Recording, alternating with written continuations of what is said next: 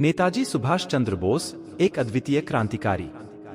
सुभाष चंद्र बोस, जिन्हें प्यार से नेताजी कहा जाता है, भारतीय स्वतंत्रता संग्राम के सबसे प्रेरणादायक और विवादास्पद नेताओं में से एक थे।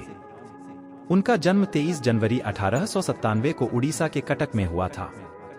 उनकी शिक्षा पहले कटक में, फिर कलकत्ता में हुई और बाद में वे इंग्लैंड गए आईसीएस, इंडियन सिविल सर्विस की परीक्षा पास करने के लिए। बोस ने आईसीएस की नौकरी छोड़ दी क्योंकि वे भारतीय स्वतंत्रता के लिए संघर्ष करना चाहते थे। वे भारत वापस आए और कांग्रेस में शामिल हो गए। उनकी नेतृत्व शैली और विचार गांधी जी से भिन्न थे। बोस का मानना था कि स्वतंत्रता केवल पूर्ण क्रांति के माध्यम से ही प्राप्त की जा सकती है।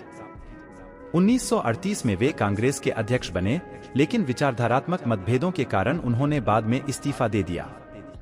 1941 में बोस ने भारत से भागकर जर्मनी का रुख किया, जहां उन्होंने अक्ष शक्तियों के साथ मिलकर भारतीय स्वतंत्रता की योजना बनाई। बाद में उन्होंने जापान का सहयोग लेकर आजाद हिंद फौज का गठन किया।